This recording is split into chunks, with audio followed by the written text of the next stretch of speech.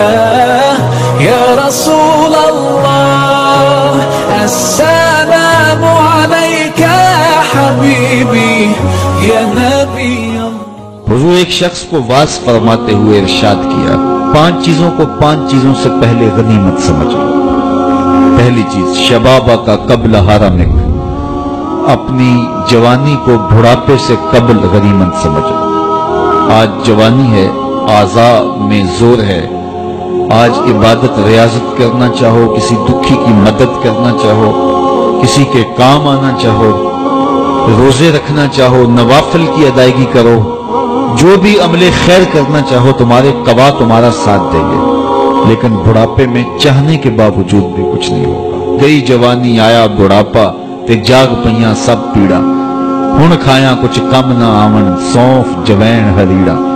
میاں صاحب فرماتے اب کچھ کام نہیں آتا، اب اعضاء ہی لٹک گئے، مدمحل ہو گئے اعضاء۔ تو آج موقع ہے، جوانی کے لمحات ہیں، ان جوانی کو راہ خدا پہ ڈالو۔ اور جوانی میں توبہ اللہ کو بڑی محبوب ہے۔ ایک روایت میں آتا ہے جب جوان توبہ کرتا ہے، خوشی سے اللہ کا عرش جھوم اٹھتا ہے، عرش الہی جھوم اٹھتا ہے جوان کی توبہ سے۔ فرمایا میں اللہ کا حبیب ہوں، اور پھر فرمایا جو جوان جوانی میں توبہ کرے وہ بھی اللہ کا حبیب ہے۔ کتنی بڑی بات ہے۔ تو جوانی یاد الہی میں گزرے، ذکر الہی میں گزرے، تو فرمایا جوانی کو بڑھاپے سے قبل غنیمت سمجھ لو۔ پھر فرمایا صحت کا قبل سقمک، اپنی صحت کو بیماری سے قبل غنیمت سمجھ لو۔ صحت کے لمحات میسر ہیں، بیماری آتے دیر نہیں لگتی، تو صحت کو غنیمت سمجھتے ہوئے بھرپور فائدہ حاصل کرو، اور کوشش کرو، محنت کرو راہ خدا میں آگے بڑھنے کی۔ وغنا کا قبل فقرک، تیسری بات ارشاد فرمائی، اپنی غنا کے دور کو، مال و دولت کی فراوانی کے زمانے کو غنیمت سمجھو فقر سے قبل۔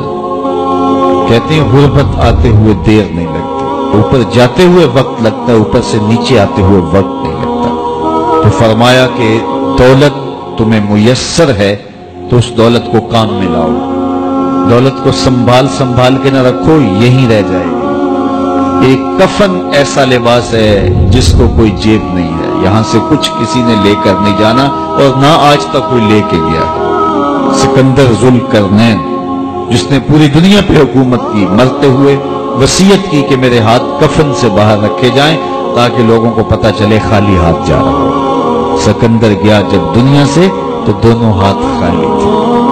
تو اصل وہ ہے جو ہم ساتھ لے کے جائیں گے۔ میرے حضور نے فرمایا، ابن آدم کہتا ہے مالی مالی مالی، میرا مال میرا مال۔ فرمایا اس کا مال وہ ہے جو اس نے کھایا یا پہنا اور پرانا کر دیا یا اس نے آگے بھیج دیا۔ فرمایا باقی اس کا نہیں ہے، یہ اس کے وارثوں کا ہے، وہ کفن بھی میلا نہیں ہونے دیں گے کہ بانٹ لیں گے۔ تو فرمایا غنا کے زمانے کو غنیمت سمجھو فقر سے قبل۔ چوتھی بات ارشاد فرمائی، فراغت کے لمحوں کو مصروفیت کے وقت سے قبل غنیمت سمجھو۔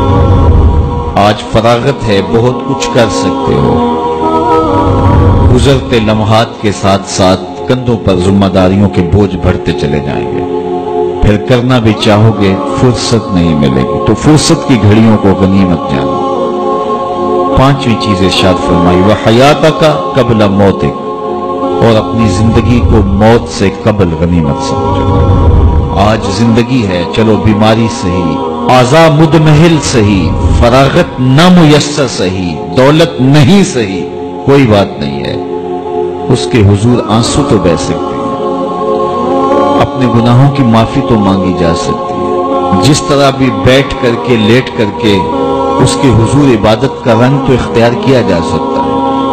وضو نہیں ہو پاتا، اعضاء ساتھ نہیں دیتے، تیمم تو ہو سکتا ہے، لیکن ایک وقت آئے گا یہ سہولت بھی چھن جائے گی، یہ فرصت بھی باقی نہیں رہے گی۔ بندہ حشر کے دن جب پھنسے گا تو پھر کہے گا مالک ایک مہلت دے دے، دوبارہ دنیا پہ جاؤں، سجدے سے سر نہیں اٹھاؤں گا۔ تو حکم ہوگا نہیں، وہ وقت بیت گیا، تجھے فرصت ملی، وقت ملا، جوانی ملی، ڈوبتے سورج نے تمہیں روز پیغام دیا، اٹھتے جنازوں نے تمہیں روز پیغام دیا، لیکن تم نے عبرت حاصل نہیں کی۔ اب تمہارے لیے پلٹ کے جانا نہیں ہے، اب तुम यहीं रहना होगा और अपने गुनाहों की सजा गवारा करनी होगी।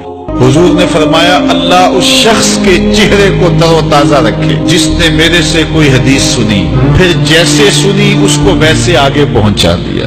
आफाक के हर गोशे में कुरान सुना कर दम लेना, अब रुकना नहीं, अब थमना नहीं। फिरदौस में जाकर दम लेना, आफाक के हर गोशे में कुरान सुना कर दम लेना, अब रुकना नहीं, अब थमना